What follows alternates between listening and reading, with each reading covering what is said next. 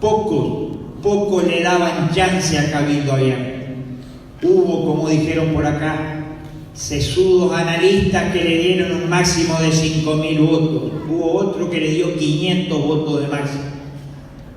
A partir del 30 de junio, todos empezaron a mirar con preocupación y con especial interés ese nuevo viento que empezó a soplar en la política nacional.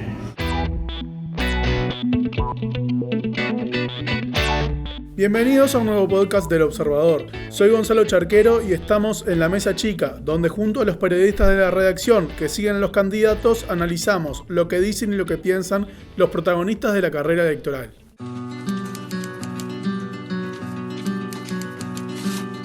Mido 1,81 m, tengo un sillón azul, en mi cuarto hay un baúl y me gusta el almendrado. Me despierto alunado, mi madre es medio terca, aunque nunca estuve preso anduve cerca. Soy de Aries, pelo castaño, algo tacaño y no colecciono nada, guardo la ropa ordenada. El candidato de Cabildo Abierto, Guido Manini Ríos, se consolida como cuarta opción electoral y pelea incluso por el tercer lugar con el colorado Ernesto Talvi, en un tablero político cada vez más fragmentado.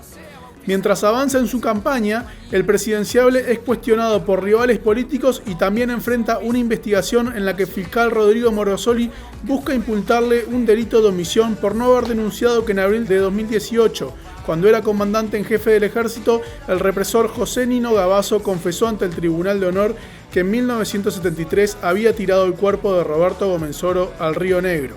¿Cómo le pega la investigación judicial en su campaña a Manini Ríos? ¿Cómo lo ven sus seguidores? ¿Hasta dónde cree su comando que va a crecer Cabildo Abierto? En esta edición de La Mesa Chica estamos con Rosina de Armas, la periodista que sigue al candidato, para hablar sobre el presidenciable que crece en las encuestas. Bueno, Rosina, los estudios de opinión pública marcan un acercamiento de Manini Ríos a Talvi, incluso en medio de la investigación judicial en su contra. Yendo un poco a números, a aspiraciones parlamentarias, ¿cuál es justamente esa aspiración de Manini Ríos en la cantidad de bancas ante su escalada que también ha tenido en los últimos días en los estudios de opinión pública, donde si bien por momentos ha crecido y otros ha tenido estabilidad, sí es cierto que se ha acercado a Talvi, que también ha bajado? Bien, justamente yo eso lo veo reflejado en que Irene Moreira, su esposa, que es la tercera en la lista del Senado, está teniendo muchas más apariciones públicas. Si bien siempre lo acompañó, ahora la tercera en la lista del Senado aparece más, se la muestra más confrontativa, defendiendo a Manini Ríos, por un lado en el tema judicial y por otro haciendo campaña por él, ¿no? Y justamente esa aspiración, según las últimas encuestas, Manini Ríos tiene en el Senado 2 bancas aseguradas, pero algunas incluso podría llegar a tener 3 lugares en el Senado. Entonces ese es un poco el escenario en el que está parado hoy Manini Ríos. Claro, o sea que el comando ve señales ciertas. Es verdad que Manini también va en el discurso de ese de nosotros vamos a liderar el bloque opositor, y él dice que va a llegar al balotaje. Sin embargo, las encuestas muestran que la calle Pou, digamos, es el líder de la oposición. Pero sí, por ejemplo, se ven aspirando a tener 3 bancas en el Senado. Quizás va a depender mucho de la votación si pueden crecer más. Y bueno, después en diputados es un poco particular el tema porque depende mucho de cómo vayan las localidades. Hay lugares donde ya se ha visto que Manini vota mejor que en otros, por ejemplo.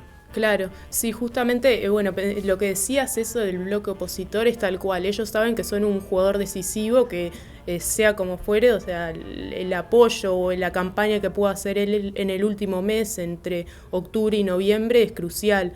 Entonces él sabe y se para en ese lugar de me tienen que encantar a mí, no yo ir corriendo atrás de ellos, ¿no? Bien, y vamos a hablar ahora un poco de ese tema de cómo se para Manini dentro de la oposición, también los cuestionamientos que recibe. Justamente uno de los temas con los que más se lo ha cuestionado por estos días a Guido Manini Ríos es en su posición sobre el tema de los desaparecidos, ya sea en torno a la causa judicial que lo involucra, como en otros casos, como por ejemplo el hallazgo de los restos de Eduardo Bleier en el batallón 13. Vamos a escuchar una conferencia de prensa realizada el martes en San José, en la que le consultaron por este tema y veamos cuál fue su respuesta. No es oportuno estar haciendo ningún uso político de una noticia de este tipo. Yo ya transmití los mensajes de forma reservada como tenía que transmitirlo. No tengo más nada, ninguna otra apreciación que hacer al respecto. Entiende que aparte hoy estamos acá en una fiesta con la gente de San José, que creo que ese es el tema central, el tema Cabildo Abierto, lo importante, y no tenemos por qué estar mezclando en nada Cabildo Abierto con hechos lamentables del pasado. Ahora, en su momento los comandantes informaron otra cosa. De ese tema no tengo nada más que hablar. ¿Cuál va a ser quieren hablar de Cabildo Abierto? Hablamos de ese tema, no tengo nada más que hablar. ¿Cuál va a ser la postura de Cabildo Abierto en materia de derechos humanos en un eventual? Lo hemos dicho una y mil veces, ¿cuántas veces quiere que se lo repita? Ya le hemos dicho que vamos a seguir en la búsqueda de los desaparecidos y tratando de cerrar esa fractura que tanto mal nos ha hecho a los uruguayos. Disculpe que le insista con el primer tema. ¿Usted entiende que se está haciendo un uso? Voy a seguir hablando de este tema. ¿Se está haciendo un uso político del tema? No voy a hablar más de este tema. Bueno, ahí escuchábamos esta reacción de Manini Ríos en la conferencia en San José el martes, donde tú estuviste. El miércoles le volvieron a preguntar sobre este tema. El tema de los desaparecidos es un punto donde el Frente Amplio ha insistido y ha puesto la lupa sobre Manini, y también con el que señalan a la oposición para una eventual alianza con el candidato de cara al balotaje. El miércoles le volvieron a consultar por el tema cuando se presentó en ADM, pero ¿cómo maneja el candidato esa presión por parte del oficialismo? También Mieres, por ejemplo, ha dicho que se niega a una alianza. Talvi ha presentado vaivenes, por ahí Lacalle Pou es el que se ha mostrado más receptivo. ¿Cómo enfrenta por un lado esa posición? También el señalamiento de omisión del fiscal Morosoli. ¿Cuál es la postura del candidato en este tema? En esa reacción que tuvo el martes en San José, yo creo que se ve un poco la reacción más genuina de él, que es que le molesta y que no le gusta hablar de este tema, que lo cuestionen y bueno, y que le pregunten tanto por el caso con la acusación del fiscal Morosoli como del hallazgo de los restos de Bleier. Después, el miércoles, se tranquilizó, digamos. Bajó un cambio en el tono de la respuesta. Ahí va, eso mismo, bajó un cambio en el tono de la respuesta. Pero lo que me preguntabas de la oposición y del Frente Amplio y de los cuestionamientos, yo creo que en este caso es un poco más el cuestionamiento a Lacalle Pou de cara a un eventual balotaje, el tema que está presionando más o que está jugando más en la campaña, porque dentro o en el entorno de Manini hay como un convencimiento de que él actuó bien y bueno, no sé si le va a influir tanto en el voto, en la votación.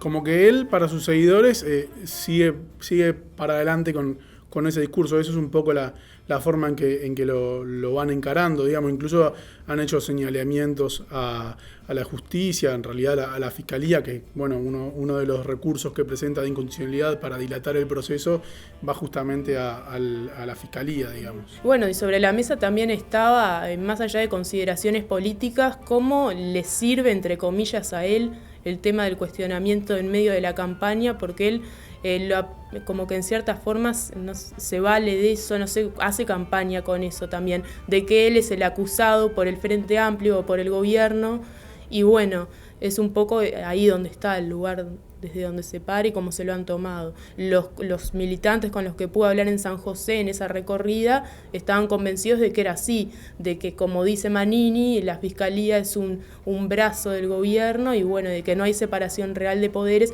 y un poco su discurso se vio acotado por eso. Está bastante dirigido ahí. ¿Y él se ve formando una coalición? Después de ADM hablaba también un poco de este tema.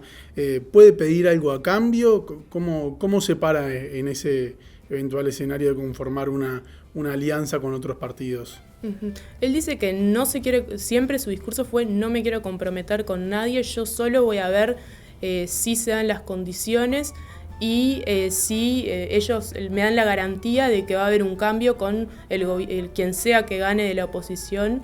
o quien pueda disputarle gobierno al Frente Amplio, pero él, volviendo un poco al tema, lo que se vio un cambio en ADM este miércoles fue que habló justamente de facilitar la coalición, de conformar un paraguas de personas que quisieran realmente el cambio y de sentarse a hablar. Eso fue un poco el cambio que antes no estaba tan abierto, o al menos en el discurso, a sentarse a dialogar con el resto de la oposición. Incluso dijo algo así como que el día posterior a la elección iba a haber una convocatoria, él dándose incluso como ganador o como candidato que pasaría al balotaje. Exacto, sí. Eso él dijo, habló desde el lugar de vencedor en el 27 de octubre. Bien, vamos a ver entonces en estas semanas que quedan para las elecciones nacionales, cómo se termina de posicionar el candidato de Cabildo Abierto, si sigue creciendo en las encuestas, si finalmente hay una estabilidad en su intención de voto. Y a ustedes los invitamos a que sigan el paso a paso de la carrera electoral en todas las plataformas del Observador, tanto la edición papel, así como el observador.com.uy, Twitter, Facebook e Instagram.